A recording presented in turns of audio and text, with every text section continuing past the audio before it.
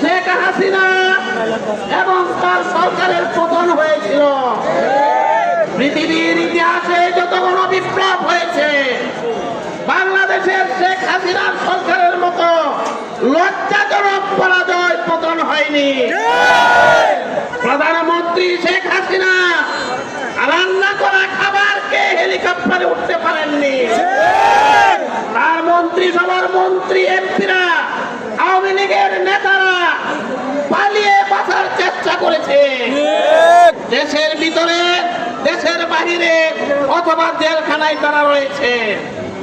আপনারা জানেন, আমাদের আন্দোলনকে সামাল দিতে না পেরে 24-এর 1 জুলাই, 32 জুলাই জামাত ইসলামী এবং ইসলামী ছাত্র শিবিরকে নিষিদ্ধ ঘোষণা করেছিল। তার পরিণতিতে আন্দোলন আরো বেশি দানা বেঁধে উঠে এবং তার অনিবার্য পরিণতি আপনার 5 তারিখে শেখ হাসিনার সরকারের পতন হয়েছে। আপনারা জানেন, শেখ হাসিনার আমলের বাংলাদেশের প্রধান বিচারপতি পালিয়ে যেতে বাধ্য হয়েছে। জঙ্গলের ভিতরে কলা পাতায় ঘুমিয়েও তিনি পার পাননি। দুঃখজনক ভাবে বাস্তব, বাইতুল মুকাররম মসজিদের খতিবকেও বাংলাদেশ থেকে পালিয়ে যেতে হয়েছে।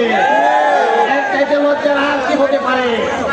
আমরা তাই বলছি, বেশিরভাগ কোনোদিন স্থায়ী হয় না, বাংলাদেশে স্থায়ী হবে না, তাই পাবে না আগামীতে। জুলাই সনদের ভিত্তিতে বাংলাদেশ পরিচালনা করতে হবে।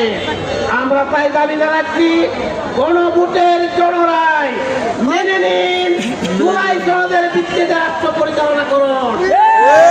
যে জুলাই সনদকে বাংলাদেশের মানুষ ম্যান্ডেট দিয়েছে, ভোটের মাধ্যমে শতকরা প্রায় 70% মানুষ এই গণভোটের পক্ষে ভোট দিয়েছে। এই 70% জনগণের ভোটের রায়কে না মেনে আপনারা যদি রাষ্ট্র পরিচালনা করতে চান, বাংলাদেশের মানুষ তা মেনে নেবে না, গ্রহণ করবে না। আমরা বলছি, মাত্র 5 মাস হয়েছে এই সরকারকে। দ্রব্যমূল্যের ঊর্ধ্বগতি আপনারা টেনে ধরতে পারেননি। গ্যাস নেই, বিদ্যুৎ নেই, পানি নেই। বিদ্যুতের বিল, গ্যাসের বিল অস্বাভাবিকভাবে বৃদ্ধি করে বাংলাদেশের 20 কোটি মানুষের নাভিশ্বাস উঠেছে। আমরা রাজপথে আছি, সংসদেও আছি। আপনাদের গঠনমূলক কাজের সমালোচনা হবে, গঠনমূলক কাজে আমরা সহযোগিতা করব, কিন্তু জনগণের বিরুদ্ধে যে কাজ করবেন তার বিরুদ্ধে আমরা রাজপথে থেকে প্রতিবাদ করে যাব।